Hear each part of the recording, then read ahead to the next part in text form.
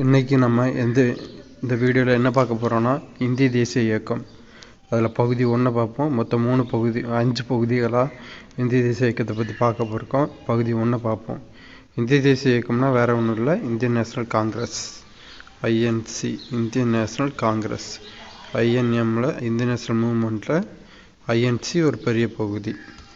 இந்திய தேசிய இயக்கம் காங்கிரஸ். முதல்ல காங்கிரஸை தோற்றுவித்தவர்கள் யாரெல்லாம்னா ஏஓ ஹியூம் மற்றும் டபிள்யூ வெட்டர்பர்ன். இதில் ஆப்ஷனில் ஏஓ ஹியூம் மட்டும் கொடுத்துருந்துச்சுன்னா ஏஓ ஹியூம் மட்டும் போட்டுருங்க. டபிள்யூ வெட்டர்பர்னு சேர்ந்து கொடுத்துருந்துச்சுன்னா ரெண்டையும் சேர்த்து போடுங்க. இந்திய தேசிய காங்கிரஸை தோற்றுவித்தவர் ஏஓ ஹியூம் மற்றும் டபிள்யூ வெட்டர்பர்ன். இதில் ஏஓ ஹியூம் யாருன்னா ஓய்வு பெற்ற ஐசிஎஸ் அதிகாரி, ஆங்கிலேயர். ஏஓ ஹியூம் ஒரு ஆங்கிலேயர், ஓய்வு பெற்ற ஐசிஎஸ் அதிகாரி. அடுத்தது காங்கிரஸின் கூட்டங்கள். முதல் 3 கூட்டங்கள் எங்கெங்கே நடைபெற்றுச்சுன்னா 1885 பம்பாயில் நடைபெற்றுச்சு. தலைவர் டபிள்யூசி பானர்ஜி, உமேஷ் சந்திர பானர்ஜி. இவரை தலைவராக முன்மொழிந்தவர் யாருன்னா ஜிஎஸ் ஐயர், ஜி சுப்பிரமணிய ஐயர், நம்ம தமிழகத்தை சேர்ந்தவர்.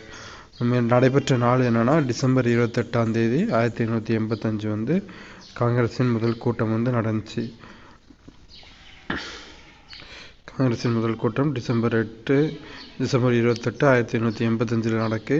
காங்கிரஸோட ஒரு மரபு ஆண்டு இறுதியில் கூட்டத்தை கூட்டுறது தான் காங்கிரஸின் ஒரு மரபாக இருக்குது. இதில் எத்தனை பேர் பங்கு பெற்றாங்கன்னா 72 பேர் பங்கு பெற்றாங்க. அந்த 72 பேரை என்னன்னு சொல்கிறாங்கன்னா பிரேவ் 72, அதாவது தைரியமான ஒரு 72 பேர் அந்த மாதிரி சொல்கிறாங்க. அடுத்த கூட்டம் எங்கே நடைபெற்றுச்சுன்னா 1886 கல்கத்தாவில் நடைபெற்றுச்சு. இந்த கல்கத்தா மாநாட்டுக்கு தலைவர் யாருன்னா தாதாபாய் நவ்ரோஜி ஐயா தான் கல்கத்தா காங்கிரஸ் மாநாட்டுக்கு தலைவர். இந்த 2வது காங்கிரஸ் மாநாட்டில் என்ன நடக்குன்னா டஃப்ரின் பிரபு, ஆங்கிலேய டஃப்ரின் பிரபு தேநீர் விருந்து கொடுக்காரு.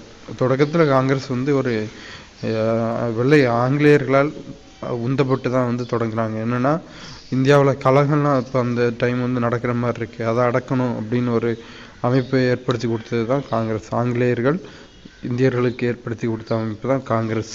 அந்த காங்கிரஸ் அமைப்பு மூலமாக மக்கள்கிட்ட இருந்து வர கழகத்தெல்லாம் அடக்கணும் அப்படிங்கிறதுக்காண்டி தான் காங்கிரஸ் ஏற்படுத்தப்பட்டது. அதற்கு அடையாளமாக 2வது காங்கிரஸ் மாநாடு கல்கத்தாவில் நடக்கும்போது தாதாபாய் நவ்ரோஜி தலைவராக இருக்கார். அப்போ டஃப்ரின் பிரபு ஐயா ஆங்கிலேயர் தேநீர் விருந்து கொடுக்காரு. அடுத்து 3வது காங்கிரஸ் மாநாடு 1887 மெட்ராஸில்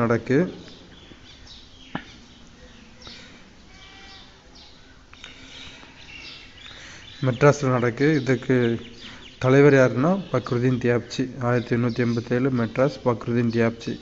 சென்னை 1000 விளக்கு பகுதியில் நடக்குது. இந்த மாநாடுகள் காங்கிரஸோட நோக்கம் என்னன்னா மக்களின் எழுச்சியை அடக்குதல். காங்கிரஸில் முதல்ல உறுப்பினர்கள் யாரெல்லாம் சேர்னவங்கன்னா படித்தவர்கள் மட்டுமே ஃபஸ்ட்டு காங்கிரஸில் சேர்றாங்க, படிக்காதவங்கள சேர்த்துக்கல. வேறு காங்கிரஸ் இப்போ என்னென்ன பணிகள் செய்திருக்குன்னா கோரிக்கைகள் அனுப்புறது ஆங்கிலேய கவர்மெண்ட்டுக்கு, துண்டு பிரசுர விநியோகம், அந்த கோரிக்கைகளில் நிறைவேற்றப்பட்ட கோரிக்கைகள் குறித்து விளம்பரமாக தன் பெருமை பேசும் விளம்பரமாக துண்டு பிரசுர விநியோகம் இதெல்லாம் பண்ணுறாங்க. மிதவாதிகள் அங்கே தொடக்க காலத்தில் காங்கிரஸை தலைமையேற்று கொண்டு போனவங்க மிதவாதிகள் தான். மிதவாதிகளின் காலம் என்னன்னா 1885 to 1905. மிதவாதிகளின் காலம் 1885 to 1905. மிதவாதிகளோட கோரிக்கைகள் என்னென்னலாம், உப்பு வரியை நீக்க வேண்டும், நில வரியை குறைக்க வேண்டும். இதெல்லாம் ஆங்கிலேயர்கள் பண்ணி கொடுக்கல. ஏன்னா அவன் நம்ம நாட்டுக்கு வந்ததே எதுக்கு, கொள்ளையடிக்கிறதுக்கு. அவன் எப்படி கொள்ளையடிக்கிறதுலேருந்து வளருவான்? ஸோ வரியெல்லாம் அவங்க நீக்கலை. ஒரு சில கோரிக்கைகளை மட்டும் ஆங்கிலேய கவர்மெண்ட் ஒரு அடையாளமாக சரி கேட்டதை பண்ணி தருவாங்கிறதுக்கு ஒரு கண் துடைப்புக்காண்டி ஒரு 2-3 கோரிக்கைகளை மட்டும் ஆங்கிலேய கவர்மெண்ட் பண்ணி கொடுக்குது. சட்டமன்ற விரிவாக்கம், நீதி மற்றும் நிர்வாகத்துறை பிரிப்பு. சட்டமன்றத்தை கொஞ்சம் விரிவாக்கம் பண்ணுன்னு கேட்குறாங்க. வேறு நீதி மற்றும் நிர்வாகத்துறையை பிரிக்க சொல்லி கேட்குறாங்க. அதுக்கு முன்னாடி எப்படின்னா டிஸ்ட்ரிக்ட் மேஜிஸ்ட்ரேட் தான் டிஸ்ட்ரிக்ட் கலெக்டர் தான் டிஸ்ட்ரிக்ட் மேஜிஸ்ட்ரேட் அப்படிங்கிற மாதிரி இருக்குது. ஸோ அதை பிரிக்கணும் அப்படிங்கிற அந்த 2 பிரிவையும் 2க்கும் தனித்தனியாக போஸ்டிங் போட்டு பிரித்து கொடுக்கணும் அப்படிங்கிறத கோரிக்கையாக வைக்கிறாங்க. 1892 கவுன்சில் சட்டம் நிறைவேற்றப்படுது. இந்த கவுன்சில் சட்டத்தின்படி சட்டமன்ற விரிவாக்கம் மற்றும் இந்தியர்களின் சட்டமன்ற பங்களிப்பு உறுதி செய்யப்படுகிறது. சட்டமன்றத்தை விரிவாக்கம் பண்ணி சட்டமன்றத்தில் இந்தியர்களையும் உறுப்பினர்களாக சேர்த்துக்கிறாங்க. நீதி மற்றும் நிர்வாகத்துறையை பிரிச்சுறாங்க. நீதி மற்றும் நிர்வாகத்துறை பிரிப்பு. ICS தேர்வு இந்தியாவில் நடத்தப்படுது. அது வரைக்கும் இங்கிலாந்தில் மட்டும் நடத்தப்பட்டு இருந்த ICS தேர்வு அதுக்கப்புறம் இந்தியாவிலையும் நடத்துகிறாங்க. கோரிக்கைகள் அதிகரிக்க காங்கிரஸ் இந்தியன் நேஷனல் காங்கிரஸ் ஆங்கிலேயர்கள் கண்டுக்கிடாமல் விட்றாங்க. ஏன்னா காங்கிரஸ் அவங்க பார்வையில் காங்கிரஸோட தத்துவம் என்னன்னா வடிகுழாய் தத்துவம். ரொம்ப நிறைய கோரிக்கைகள் கொடுப்பாங்க, 1-2 கோரிக்கை மட்டும் நிறைவேற்றி கொடுக்கறது. ஆங்கிலேயர்கள் காங்கிரஸின் மேல் வைத்திருந்த தத்துவம் வடிகுழாய் தத்துவம். அடுத்து 4வது மாநாடு 1888 அலகாபாத்தில் நடக்குது. ஜார்ஜ் வூல் ஒரு ஆங்கிலேயரே இதற்கு தலைவராக இருக்கார். 1888ஆம் ஆண்டு அலகாபாத்தில் 4வது காங்கிரஸ் மாநாடு நடக்குது. தலைவர் யார்? ஜார்ஜ் யூல், ஒரு ஆங்கிலேயர். மிதவாத தலைவர்கள் யாருன்னா ஏஓ ஹியூம். காங்கிரஸின் ஞானத்தந்தை யாருன்னா டஃப்ரின் பிரபு. காங்கிரஸின் ஞானத்தந்தை டஃப்ரின் பிரபு, அவர் ஒரு வைஸ்ராய். அடுத்து தாதாபாய் நவ்ரோஜி ஐயாவை பற்றி பார்ப்போம். தாதாபாய் நவ்ரோஜி ஐயாவை பற்றி பார்ப்போம். 1856 லண்டன் கிழக்கிந்திய கழகத்தை நடத்துகிறாரு. லண்டனில் 1852 பம்பாய் கழகத்தை நடத்துகிறாரு. லண்டன் பாராளுமன்ற உறுப்பினராகவும் இருக்கார். முதுபெரும் மனிதர் அப்படின்னு அழைக்கப்படுறாரு. இந்தியாவுக்கான அதிகாரப்பூர்வமற்ற தூதர் அப்படின்னு தாதாபாய் நவ்ரோஜி ஐயாவை சொல்கிறாங்க. ஏன்னா இவர் லண்டன் பார்லிமெண்ட்டில் இந்தியர்களோட பிரச்சனைகளை பற்றி குரல் கொடுக்குறாரு. அதனால் இந்தியாவுக்கான அதிகாரப்பூர்வமற்ற தூதர் அப்படின்னும் இவரை சொல்கிறாங்க. இவர் ரொம்ப காலமாக நாட்டுப்பணியில் ஈடுபட்டார். அதனால் இந்தியாவின் முதுபெரும் மனிதர் அப்படின்னும் அழைக்கப்படுறாரு. இவர் எழுதிய நூல் இந்தியாவில் வறுமையும் பிரிட்டிஷ் தன்மையற்ற ஆட்சியும், அதாவது இந்திய வளங்கள் எவ்வாறு ஆங்கிலேயர்களால் கொள்ளையடிக்கப்படுகிறது அப்படிங்கிறத விளக்கமாக தன்னுடைய நூலான இந்தியாவில் வறுமையும் பிரிட்டிஷ் தன்மையற்ற ஆட்சியும் என்ற நூலில் தாதாபாய் நவ்ரோஜி ஐயா எழுதுகிறாரு. இந்த நூல் வெளியே மக்கள்கிட்ட பிரபலமான உடனே ஆங்கிலேய கவர்மெண்ட் பயந்துட்டு வெல்பி கமிட்டின்னு ஒரு கமிட்டி போடுறாங்க. அந்த கமிட்டியில் உறுப்பினராக தாதாபாய் நவ்ரோஜியை போடுறாங்க. அவர் எழுதின அதோட விளைவு, அவரோட எதிர்ப்போட விளைவு தாதாபாய் நவ்ரோஜி ஐயா இந்தியாவில் வறுமையும் poverty and British rule in India அந்த புத்தகத்தின் மூலமாக தன்னுடைய எதிர்ப்பை வெளிப்படுத்தணும்னா ஆங்கிலேய கவர்மெண்ட் வெல்பி கமிட்டியை உருவாக்கி அதில் தாதாபாய் நவ்ரோஜி ஐயாவை ஒரு உறுப்பினராகவும் போடுது. 1906 கல்கத்தா மாநாட்டுக்கும் இவரையே தலைவராக போடுறாங்க. 1906 கல்கத்தா மாநாடு. தலைவர் சுயராஜ்யம் காங்கிரஸின் நோக்கம் அப்படின்னு சொல்கிறாரு. 1906 கல்கத்தா மாநாட்டில் சுயராஜ்யம் காங்கிரஸின் நோக்கம் அப்படின்னு சொல்கிறாரு. அடுத்து ஒரு தலைவர் கோபாலகிருஷ்ண கோகலே. கோபாலகிருஷ்ண கோகலே யாருன்னா மிதவாத தலைவர். மிதவாதிகளின் தலைவர் யார்? கோபாலகிருஷ்ண கோகலே. தீவிரவாதிகளின் தலைவர் பாலா கங்காதர திலகர். அதை நம்ம இன்னொரு பார்ப்போம். காந்தியின் குரு என்று அழைக்கப்படுவர் கோபாலகிருஷ்ண கோகலே. காந்தியின் குரு கோபாலகிருஷ்ண கோகலே. அடுத்த ஒரு தலைவர் ஜி சுப்பிரமணிய ஐயர். இவர் தான் இந்து மற்றும் சுதேசமித்திரன் பத்திரிகையை தொடங்கினதில் முக்கிய தொடங்கியவர் ஜி சுப்பிரமணிய ஐயர். ஒரு பார்ட்னராக இந்து மற்றும் சுதேசமித்திரன் பத்திரிகையை தொடங்குறாரு. அந்த டைம்லேயே தன்னுடைய விதவை மகளுக்கு மறுமணமும் செஞ்சு வைக்கிறாரு ஜி சுப்பிரமணிய ஐயர். இன்னைக்கு அவ்வளோதான். மிச்சத்தை இந்திய தேசிய காங்கிரஸுக்கான அடுத்த வீடியோவை நாளைக்கு நம்ம பார்ப்போம். இன்றைக்கி நம்ம என்ன பார்க்க போகிறோன்னா இந்திய தேசிய இயக்கத்தில் பகுதி 2 தீவிரவாதிகள் காலம், அதை தான் பார்க்க போகிறோம். பொதுவாக நம்ம தீவிரவாதிகள் காலம் எப்போனா 1906 1917 வரைக்கும், 1885 1905 வரைக்கும் மிதவாதிகள் காலம், 1906 to 1917 தீவிரவாதிகள் காலம், 1917 to 1940 காந்திய காலம். ஸோ தீவிரவாதிகள் காலத்தை பற்றி பார்க்க போகிறோம். காந்தி வருகைக்கு முன்னர். காந்தி 1915 இந்தியா வந்திருப்பார். அதுக்கு முன்னாடி காந்தியடிகளோட இன்ஃப்ளூயன்ஸ் 1915, அதுக்கு முன்னாடி உள்ள காலம் தீவிரவாதிகள் காலம். தீவிரவாதிகளில் ஒரு குறிப்பிட்ட பிரிவினர் பயங்கரவாதிகள்னு ஒரு குரூப் இருந்துச்சு. அவங்க பின்பற்றி தத்துவம் என்னென்னா வெடிகுண்டு தத்துவம். பயங்கரவாதிகளின் தத்துவம் வெடிகுண்டு தத்துவம். இந்த தீவிரவாதிகள் காலம் எப்போ ஆரம்பிக்குன்னா மிதவாதிகளின் தோல்வி. மிதவாதிகள் தோல்வி அடைஞ்ச உடனே தான் தீவிரவாதிகள் வராங்க. மிதவாதிகள் பெருமளவு வெற்றியை பெறவில்லை. சும்மா பிரிட்டிஷ் கவர்மெண்ட்டை கேட்குற கோரிக்கைகளில் ஒரு 2-3 கோரிக்கைகள் மட்டும் செஞ்சு கொடுக்குறாங்க, மற்றதை பெருசாக கண்டுக்கிடலை. ஸோ மவுஸ் இல்லாததுனால தீவிரவாதிகள் வராங்க. காரணம் 1896 to 1897 வட இந்திய பஞ்சம். அந்த காலத்தில் வட இந்தியாவில் பெரும் பஞ்சம் ஏற்படுது. பிளேக் குழு பஞ்சம் அப்படின்னு சொல்லுவாங்க. பிளேக் குழு தலைவர் ராண்ட் மீதான கொலை முயற்சி அந்த சமயத்தில் நடக்குது. காந்தி தென்னாப்பிரிக்காவில் அப்போ ஒரு பத்திரிகை எழுதுகிறாரு, இந்தியன் ஒப்பீனியன். இந்த இந்தியன் ஒப்பீனியன் பத்திரிகை பம்பாய் துறைமுகம் வழியாக இந்தியாவுக்குள்ளே வருது. அப்போ அகிம்சைக்காக ஆயுதம் ஏந்துன்னு சொல்கிற மாதிரி இந்த பத்திரிகை தான் ஒரு புரட்சி ஏற்பட ஒரு முக்கிய காரணமாகுது. தென்னாப்பிரிக்காவில் இந்தியர்களை எப்படி ஒடுக்குறாங்கன்னு அங்கேருந்து காந்தியடிகள் எழுதுறாரு. அது பம்பாய் துறைமுக வழியாக இந்தியாவிற்குள் வருது. மக்கள் படிக்கிறாங்க, எழுச்சி பெறாங்க. அடுத்து இன்னொரு காரணம் ஜப்பான் ரஷ்ய போர். தீவிரவாதிகள் காலத்துக்கான இன்னொரு காரணம் ஜப்பான் ரஷ்ய போர். ஒரு குட்டி ஆசிய நாடான ஜப்பான் ஒரு பெரிய நாடான ரஷ்யாவை எதிர்த்து போரில் வெற்றி கொள்கிறது. 1904 முதல் 1905 வரை இந்த போர் நடக்குது. ஜப்பானின் வெற்றி இதுக்கு ஒரு காரணமாகுது. இன்னொரு காரணம் கர்சன் பிரபு. அவர் கொல்கத்தா மாநகராட்சி சட்டத்தை கொண்டு வராரு. 1904 பல்கலைக்கழக சட்டம் வருது. கட்டுப்பாடுகள் அரசின் கட்டுப்பாடு. பல்கலைக்கழக சட்டத்தின்படி பல்கலைக்கழகங்கள் மீது ஏராளமான கட்டுப்பாடுகளை அரசாங்கம் விதிக்குது. அடுத்து இன்னொரு காரணம் வங்கப்பிரிவினை. 1905 வங்கப்பிரிவினை பிரிட்டிஷ் கவர்மெண்ட் கொண்டு வராங்க. கிழக்கு வங்காளத்தையும் மேற்கு வங்காளத்தையும் பிரித்து இந்துக்கள் தனியாக முஸ்லீம்கள் தனியாக பிரித்து கேட்டால் முஸ்லீம்களோட வசதிக்காண்டி இப்படி பிரிக்கிறோன்னு சொல்லிட்டு, ஆனால் உண்மையிலேயே இந்து முஸ்லீமை பிரித்தாளும் சூழ்ச்சியை கை கொண்டு பிரிட்டிஷ் கவர்மெண்ட் இப்படி பிரிக்குது. ஸோ அந்த காலத்தில் 1905 to 1908 சுதேசி இயக்கம் வலுப்பெறுது. வங்கப்பிரிவினை, பிரித்தாளும் சூழ்ச்சி, இந்து முஸ்லீம் பிரச்சனை. அப்போ கர்சன் பிரபு ஒரு நூல் எழுதுகிறாரு, கிழக்கின் பிரச்சனைகள் அப்படிங்கிற நூலில் முஸ்லீம்கள் வறுமையாக இருக்கிறத பற்றி கர்சன் பிரபு எழுதுகிறாரு அவரோட பார்வையில். ஆனால் உண்மையான காரணம் பிரித்தாளும் சூழ்ச்சி தான். 1905 அக்டோபர் 16 வங்கப்பிரிவினை. வங்கம் 2ஆக பிரிக்கப்படுவது. தீவிரவாதிகளுக்கு ஆங்கிலேயர் மீது நம்பிக்கையே இல்லை. 1905 to 1908 சுதேசி இயக்கம். 1930 சட்டப்பொறுப்பு இயக்கம். 1942 வெள்ளையனே வெளியேறு இயக்கம். சுதேசியை ஆதரி, விதேசியை புறக்கணி அப்படிங்கிறத முழக்கமாக கொண்டு வராங்க. தேசிய கல்விக்கூடங்களை ஏற்படுத்துகிறாங்க, பழைய குருகுல முறை.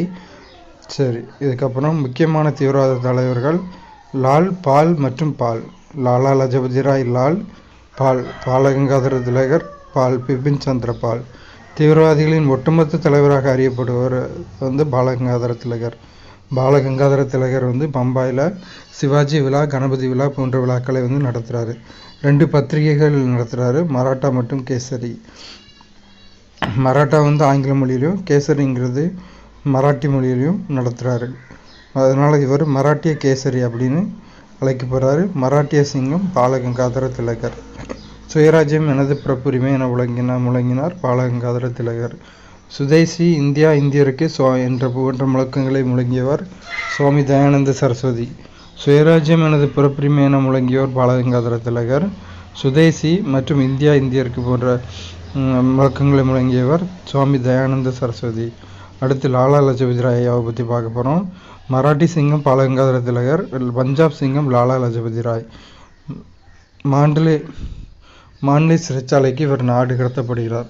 லாலா லஜபதி ராய் 1928 சைமன் குழு எதிர்ப்பு போராட்டத்தில் பங்கேற்கிறார். அக்டோபர் 30 அன்னைக்கு தடியடி.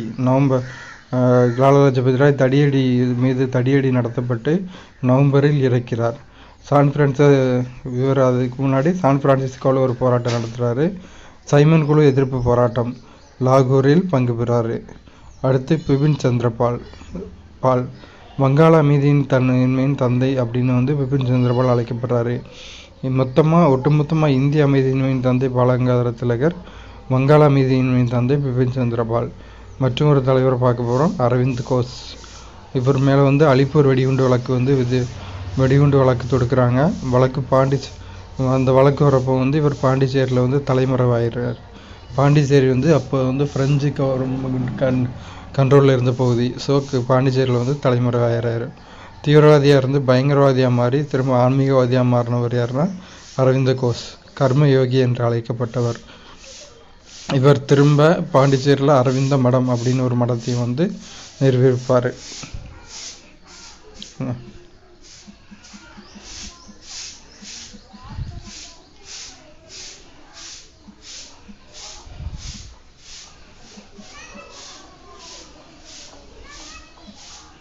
ஒரே நிமிஷம் வந்துடுவேன். அரவிந்த மடத்தை ஆரம்பிச்சிருப்பார். போராட்டங்கள் சுதேசி இயக்கம். கிழக்கின் பிரச்சனைகள் என்ற புத்தகத்தை கர்சன் பிரபு எழுதுகிறாரு. வங்க பிரிவினை மூலம் சுதேசி இயக்கத்தை பலமிழக்க செய்கிறாரு கர்சன் பிரபு. தாதாபாய் நவ்ரோஜி மிதவாத தலைவர் கோகலே. அந்த டைமில் மிதவாதிகளின் தலைவராக இருக்கவர் கோபாலகிருஷ்ண கோகலே. 1906 முஸ்லீம் லீக் கட்சி உதயமாகுது. 1906 டாக்காவில் உலக முஸ்லீம் மாநாடு நடக்குது. 1909 மிண்டோ மார்லி சீர்திருத்த சட்டம் கொண்டு வராங்க. 1907 சூரத் பிளவு நடக்குது. தலைவர் ராஸ்பிகாரி கோஸ். மிதவாதிகள் தீவிரவாதிகள் பிரிவு சூரத் பிளவு அப்பந்தான் நடக்குது. 1906 முஸ்லீம் லீக் தோற்றம். காங்கிரஸ் போன்றே டிசம்பர் மாத இறுதியில் கூட்டம் நடத்துறது தான் முஸ்லீம் லீக்கும் ஃபாலோ பண்ணுறாங்க. 1907 சூரத் பிளவு. மிதவாதிகளும் தீவிரவாதிகளும் பிரிகிறாங்க. மிதவாதிகள் கோபாலகிருஷ்ண கோகலேவையும் தீவிரவாதிகள் பாலகங்காதர திலகரையும் தலைவராக்கணும் அப்படின்னு 2 பேர் சார்பிலையும் முயற்சி பண்ணுறாங்க. அப்போ தான் வந்து காங்கிரஸில் மிதவாதிகளுக்கு தீவிரவாதிகளுக்கும் பிளவு ஏற்படுது. 1907 ஆண்டு. 1908 மதராஸ் காங்கிரஸ் மாநாடு மிதவாதிகள் தலைமையில் நடக்குது. கர்சன் பிரபுவை முஸ்லீம் லீக் தலைவர்கள் போய் சந்திக்கிறாங்க. சூரத் கிப்பில் மாநாட்டில் வந்து பாநாட்டு பந்தலில் மிதவாதிகளுக்கும் தீவிரவாதிகளுக்கும் கைகலப்பு நடக்குது. லாலா லஜபதி ராய் பர்மா சிறைக்கு வந்து நாடு கடத்தப்படுகிறார். பாரதி தன்னுடைய வரலாற்று குறிப்பில் சூரத் பிளவில் மாநாட்டு பந்தலில் கைகலப்பு நடந்ததை பற்றிலாம் மிதவாதிகள் தீவிரவாதிகள் இடையே நடந்த சண்டை பற்றிலாம் எழுதியிருக்காரு. 1908 மதராஸ் காங்கிரஸ் மாநாடு. திலகர் பர்மாவுக்கு நாடு கடத்தப்படுகிறார். அப்புறம் 1909 மிண்டோ மார்லி சீர்திருத்த சட்டம் வருது. இதை வந்து கவர்மெண்ட் ஆஃப் இந்தியா ஆக்ட் அப்படின்னு சொல்லுவாங்க. இதில் மிண்டோ வந்து இந்திய வைஸ்ராய், மார்லி வந்து இங்கிலாந்தில் இருக்கக்கூடிய இந்திய விவகார செயலர். மத்திய சட்டமன்றத்தில் ஒரு மிண்டர் மார்லி சீர்திருத்த சட்டப்படி மத்திய சட்டமன்றத்தில் உறுப்பினர் எண்ணிக்கை 68 உயர்த்தப்பட்டது. இதில் 36 ஆங்கிலேய அதிகாரிகள், 32 அதில் 32 வந்து இந்திய உறுப்பினர். 68 32 பேர் வந்து இந்திய உறுப்பினர். முஸ்லீம் தனி தொகுதியாக 8 இடங்கள் கொடுக்குறாங்க. அதில் 5 பேர் வந்து ஆங்கிலேயர்களால் நியமிக்கப்பட்டவர்கள். இந்தியாவில் முதல் முறையாக மறைமுக தேர்தலை அறிமுகப்படுத்தியது இந்த தேர்தல். வருமான வரி செலுத்துபவர்கள் மற்றும் உள்ளாட்சி உறுப்பினர்களுக்கு மட்டும் ஓட்டுரிமை வழங்கப்பட்டது. காசியர்களுக்கு மட்டும் ஓட்டு வழங்கப்பட்டது. நார்மல் சிட்டிசன்ஸுக்கு வழங்கப்படலை. 1911 வங்கம் திரும்ப இணைக்கப்படுது. வங்கம் திரும்ப இணைக்கப்பட்டு ஒரிசா, பீகார், அஸ்ஸாம் அப்படி 3 மாநிலங்கள் வந்து தோற்றுவிக்கிறாங்க. பிரித்தாளும் சூழ்ச்சி தான் காரணம் வங்கத்தை பிரித்தது. ஆனால் முஸ்லீம்களை திரும்ப கூல் பண்ணுற மாதிரி தலைநகரை கொல்கத்தாவிலேருந்து டெல்லிக்கு மாற்றுறாங்க. டெல்லி ஆனால் முகலாய பூமி, முஸ்லீம்களின் பூமி அப்படிங்கிற மாதிரி. 1911 ஜூன் 17 ஆஸ்துரை சுட்டு கொல்லப்பட்டார். வாஞ்சிநாதன் ஐயா மணியாச்சி ரயில் நிலையத்தில் ஆஸ்துரையை வந்து சுட்டு கொள்கிறாரு. 1911 to 1916 பயங்கரவாதிகள். வஉசி இரட்டை வயல் தண்டனை வழங்கப்படுது. வஉசி ஐயாவுக்கு, வஉசி சிதம்பரம் ஐயாவுக்கு. சுப்பிரமணிய சிவா தொழுநோயால் பாதிக்கப்படுறாரு. திலகரின் போராட்ட முறையிலையும் மாற்றம் வருது.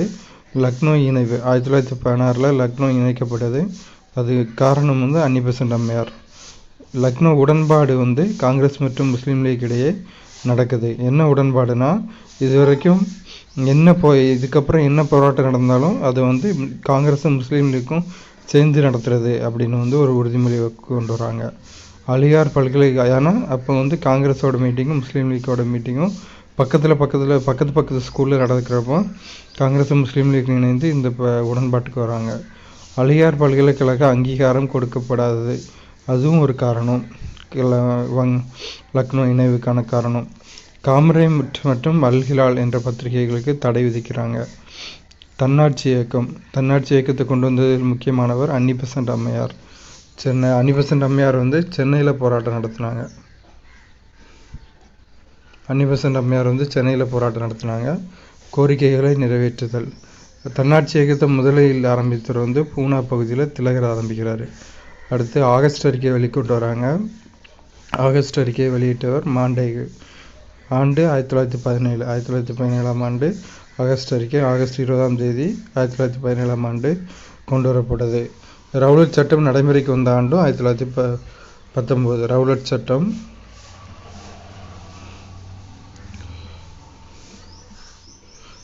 சட்டம் நடைமுறைக்கு வந்த ஆண்டு 1919. சிட்னி ரவுலட் குழு அமைக்கப்பட்ட ஆண்டு 1917. இவ்வளவுதான். நம்ம இந்திய தேசிய இயக்கத்தில் பகுதி 3 பார்க்க போகிறோம். பகுதி 3 சட்ட மறுப்பு இயக்கம். பகுதி 3ல் சட்ட மறுப்பு இயக்கத்தை பற்றி முதல்ல பார்க்கலாம். சட்ட மறுப்பு இயக்கம்னா என்னென்னா சட்டத்தை மீறுதல். ஆங்கிலேயர்கள் போட்ட எல்லா சட்டங்களையும் மீறுதல் தான் சட்ட மறுப்பு இயக்கம். சட்டமன்ற புறக்கணிப்பு. சட்டமன்றத்துக்கு உறுப்பினர்கள்லாம் போகலை. பள்ளி கல்லூரி புறக்கணிப்பு. ஆங்கிலேயர்கள் நடத்துகிற பள்ளி கல்லூரிகளுக்கு போகலை. உப்பு சட்டத்தை மீறுதல், இதுதான் ரொம்ப முக்கியம். தண்டி யாத்திரை. உப்பு சட்டம், உப்பு வரி போட்டாங்க. உப்பு தடையை மீறி உப்பு காய்ச்சறதுக்கு தடையும் போட்டாங்க.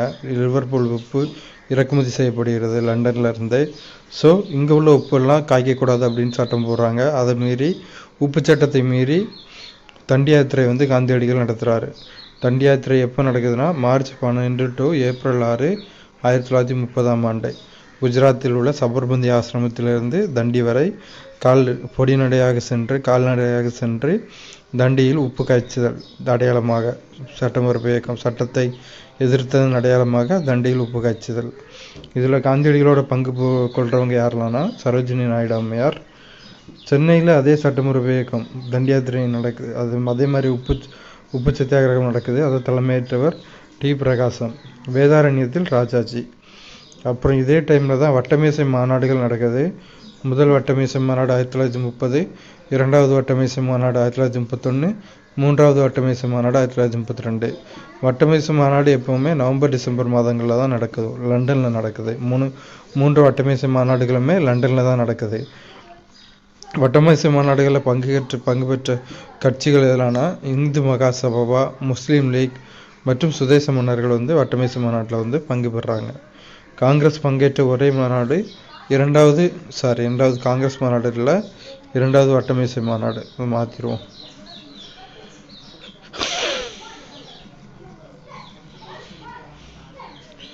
காங்கிரஸ் பங்கேற்ற ஒரே வட்டமேசை மாநாடு இரண்டாவது வட்டமேசை மாநாடு. காந்தி அண்ட் இர்வின் ஒப்பந்தம் இரண்டாவது வட்டமேசை மாநாட்டுக்கு முன்பாக ஒப்பந்தம் போடப்பட்டது 1931ஆம் ஆண்டு. முதல் வட்டமேசை மாநாடு தோல்வியில் முடியாது. காந்தியடிகள் முதல் வட்டமேசை மாநாட்டில் பங்கு பெறல. ரெண்டாவது வட்டமேசை மாநாட்டுக்கு முன்னாடி இர்வின் ஐயா வந்து காந்திஜியை கூப்பிட்டு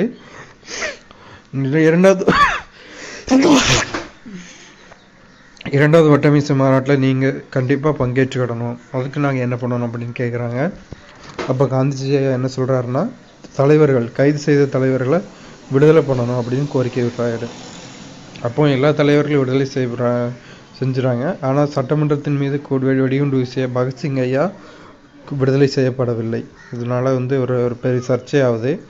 1931 கராச்சி காங்கிரஸ் மாநாடு. அந்த மாநாட்டின் தலைவர் வல்லபாய் பட்டேல். அடிப்படை உரிமைகள் மீதான மாநாடு இதுதான். ஆங்கிலேயர்களை எதிர்த்து அடிப்படை உரிமைகள் மீதான மாநாடு கராச்சி மாநாடு நடைபெற்ற ஆண்டு 1931. பகத்சிங்குக்கு தூக்கு தண்டனை அளிக்கப்படுகிறது. வின்ஸ்டன் சர்ச்சில் இந்த டைமில் காந்தியடிகளை பற்றி என்ன சொல்கிறாருன்னா அரை நிர்வாண பக்கரி அப்படின்னு காந்தியடிகளை வின்ஸ்டன் சர்ச்சில் விமர்சனம் பண்ணுறார். அடுத்து வகுப்பு வாரி பிரதிநிதித்துவம். தாழ்த்தப்பட்டவருக்கு வகுப்பு வாரி பிரதிநிதித்துவம் வந்து இரண்டாவது வட்டமேசை மாநாட்டப்போ பேசுகிறாங்க ஆங்கிலேயர்கள். அப்போ காந்தியடிகள் வந்து கோச்சிக்கிறாரு. அதாவது வகுப்பாரி பிரதிநிதித்துவம்னா என்னென்னா தாழ்த்தப்பட்டவருக்கு தனி இடஒதுக்கீடு கொடுக்கறது தான் வகுப்பாரி பிரதிநிதித்துவத்தோட குறிக்கோள். அது காந்தியடிகள் வந்து இது நான் கேட்கவே இல்லையா அப்படின்னு சொல்லி வெளிநடப்பு செஞ்சுறாரு. சட்டமறுப்பு இயக்கம் மீண்டும் ஆரம்பமாகுது. நிறுத்தி வச்சிருந்த காந்தியடிகள் அவர் நிறுத்தி வச்சிருந்த சட்டமறுப்பு இயக்கத்தை திரும்பி ஆரம்பிக்கிறார். எங்கன்னா எரவாடா சிறை, புனேக்கு பக்கத்தில் இருக்க எரவாடா சிறையில் ஆரம்பிக்கிறார். வகுப்புவாரி பிரதிநிதித்துவம். இங்கிலாந்து பிரதமர் ராம்சே மெக்டொனால்ட் 1932 ஆகஸ்ட் 16 அன்று வெளியிடுறாங்க. இடங்கள் ஒதுக்கீடு. தாழ்த்தப்பட்டவருக்கு தாழ்த்தப்பட்டவருக்கு இடஒதுக்கீடு கொடுக்கும் பொருட்டு வகுப்பு வாரி பிரதிநிதித்துவம் இங்கிலாந்து பிரதமர் ராம்சே மெக்டொனால்ட் அவர்களால் ஆகஸ்ட் 16, 1932 வெளியிடப்படுகிறது. காந்தி இதுக்கு எதிராக உண்ணாவிரதம் இருக்காரு. காந்தியடிகள் இதுக்கு எதிராக உண்ணாவிரதம் இருக்காரு. 9 நாட்கள் உண்ணாவிரதம் இருக்காரு. அம்பேத்கர் ஐயா காந்தியடிகள் உயிரிழந்துடக்கூடாதுன்னு பயந்து போய் காந்தியடிகளை போய் சந்திக்கிறாங்க. அவங்க நம்ம கேட்டது 71 இடங்கள் தான். ஆனால் காந்தியடிகள் அதுக்கு பதிலாக 148 இடங்களில் கொடுக்குறோம் அப்படின்னு சொல்லியிருந்தார். ஸோ உடனே பூனா உடன்படிக்கை காந்தியடிகளுக்கும் அம்பேத்கருக்கும் இடையே கையெழுத்தாகுது. ஸோ நீங்கள் வகுப்பாரி பிரதிநிதித்துவத்தை கைவிடுங்க, அதை அந்த ரெசல்யூஷன் நான் கொடுக்குறேன் அப்படின்னு காந்தியடிகள் அம்பேத்கர்கிட்ட சொல்கிறாரு. அம்பேத்கரும் ஒத்துக்கிறாரு. காந்தியடிகளோட உயிரை காக்கும் பொருட்டு அம்பேத்கரும் ஒத்துக்கிறாரு. ஸோ 1932 பூனா உடன்படிக்கை கையெழுத்தாகுது. ராம்சே மெக்டொனால்டு இந்த உடன்படிக்கைக்கு சம்மதம் தெரிவிக்கிறார். வகுப்பாரி பிரதிநிதித்துவம் கொடுக்க சம்மதிக்கிறார். 1935 ஒரு சட்டம் வெளியிடப்படுவது. அதில் தாழ்த்தப்பட்டவருக்கு இடஒதுக்கீடுகள் இல்லை. அதை தொடர்ந்து வந்த சட்டம். மற்றவர்களுக்கு இடஒதுக்கீடுகள் இருக்குது. தாழ்த்தப்பட்டவருக்கு இடஒதுக்கீடு இல்லை, ஆனால் மற்றவர்களுக்கு இடஒதுக்கீடுகள் இருக்குது. இதை தொடர்ந்து வெள்ளை அறிக்கை ஒன்று வெளியிடப்படுகிறது. 1933 இங்கிலாந்து பாராளுமன்றத்தில் வெள்ளை அறிக்கை வெளியிடப்படுகிறது. ஆண்டு 1933. இதன் கூறுகள், வெள்ளை அறிக்கையின் கூறுகள் என்னென்னா, மத்தியில் கூட்டாட்சி, சுதேச மன்னர்கள் இதை ஒத்துக்கொள்ளவில்லை. மத்தியில் இரட்டை ஆட்சி, மாகாணங்களில் 2 துறைகள், சுயாட்சி வழங்கப்பட்டது வெள்ளை அறிக்கை மூலமாக. காங்கிரஸ் இதுக்கப்புறம் 1930 தேர்தலில் பங்கு பெறாங்க. கூட்டாட்சி நீதிமன்றமும் ஏற்படுத்தப்பட்டது. Federal court. ரிசர்வ் வங்கி உருவாக்கப்பட்டது. 1934 கொண்டு வந்த சட்டத்தின்படி 1930 அதுக்கப்புறம் ரிசர்வ் வங்கி உருவாக்கப்பட்டது. அடுத்து மத்திய பட்டியல் மற்றும் மாநில பட்டியல் பிரிப்பு. மத்திய பட்டியலையும் மாநில பட்டியலையும் தனித்தனியாக பிரிக்கிறாங்க. நேரு இதை பற்றி விமர்சனம் பண்ணுறாரு. அடிமைகளின் சாசனம் அப்படின்னு ஜவஹர்லால் நேரு ஐயா இதை பற்றி விமர்சனம் பண்ணுறாரு. 7 மாகாணம் தனித்தும் 1 மாகாணத்தில் கூட்டாட்சி முறையிலும் காங்கிரஸ் அப்போ பதவியில் இருக்காங்க. வார்தா கல்வி திட்டம் கொண்டு வராங்க. மகாத்மா காந்தி வார்தா கல்வி திட்டத்திற்கு அடிகோலிட்டவர் மகாத்மா காந்தி. அடுத்து 1938 ஹரிப்பூரில் நடந்த காங்கிரஸ் மாநாடு. அந்த மாநாட்டின் தலைவர் நேதாஜி சுபாஷ் சந்திர போஸ். தேசிய திட்டக்குழு அப்போ இருக்குது. அப்போதைய தேசிய திட்டக்குழுவின் தலைவர் ஜவஹர்லால் நேரு. அறிக்கை சமர்ப்பிக்கப்படவில்லை. காரணம் 2ஆம் உலகப் போர். 1939 முதல் 1945 வரை நடைபெற்ற 2ஆம் உலகப் போரின் காரணமாக நேரு அறிக்கை சமர்ப்பிக்கப்படவில்லை. அடுத்து இந்திய வீரர்கள் பங்கேற்பு. இந்திய மத்தியில் ஆள்ற காங்கிரஸ் கவர்மெண்ட்டை கலந்துரையாடாமலே பிரிட்டிஷ் கவர்மெண்ட் இந்திய வீரர்கள் 2ஆம் உலகப் போரில் பங்கு பெறுவார், இங்கிலாந்துக்கு சப்போர்ட்டா அப்படின்னு சொல்கிறாங்க. அதனால் கோபமடைஞ்ச காங்கிரஸ் அரசு ராஜினாமா பண்ணுது. 8 மாகாணங்கள்லையும் ராஜினாமா பண்ணுறது. காங்கிரஸ் ராஜினாமா பண்ண இந்த நாளை முஸ்லீம் லீக் விடுதலை நாளாக கொண்டாடுது. என்றைக்குன்னா டிசம்பர் 22. அப்போ முஸ்லீம் லீக் அதை விடுதலை நாளாக கொண்டாடுது. முகமது அலி ஜின்னா தான் அதை விடுதலை நாளாக முன்மொழிந்தவர் முகமது அலி ஜின்னா. 1940 லாகூரில் காங்கிரஸ் மாநாடு நடக்கு. அப்போ தனிநாடு கோரிக்கையை முகமது அலி ஜின்னா தனிநாடு கோரிக்கை கேட்குறாரு. அடுத்து திரிபுரா காங்கிரஸ் மாநாடு. சுபாஷ் சந்திர போஸுக்கும் பட்டாபி சீதாராமையா ஐயாவுக்கும் தலைவர் பதவிக்கான போட்டி நடக்குது. காந்திஜி சார்பில் பட்டாபி சீதாராமையாவும் எதிர்த்து நேதாஜி சுபாஷ் சந்திர போஸ் ஐயாவும் நிற்கிறாங்க. நேதாஜி தான் வெற்றி பெறாரு. பட்டாபி சீதாராமையா தோல்வி பெறாரு. காந்தியடிகள் கோச்சிட்டு மாநாட்டை விட்டு வெளிநடப்பு செய்கிறாரு. நேதாஜி காந்தியடிகள் கோச்சிக்கிட்டதுனால பதவியை ராஜினாமா பண்ணுறாரு 1939. நேதாஜி திரும்ப அதிலிருந்து பிரிஞ்சு ஃபார்வர்ட் பிளாக் அப்படின்னு ஒரு கட்சியை ஆரம்பிக்கிறாரு. 2ஆம் உலகப் போர் டைமில் ஒவ்வொருத்தரும் ஒவ்வொரு கருத்துக்கள் வச்சுருக்காங்க. காந்திஜி, நேருஜி, நேதாஜி 3 பேரும். நேதாஜி இந்த டைமில் நம்ம போர் தொடுக்கணும் இங்கிலாந்து கவர்மெண்ட் மேலே அப்படிங்கிறாரு. இவங்க 2 பேரும் வேண்டாம் அப்படிங்கிறாங்க. ஸோ வெவ்வேறு கருத்துக்கள் அந்த டைமில் 3 பேர் மத்தியிலையும் இருக்குது. காந்திஜி, நேருஜி, நேதாஜி.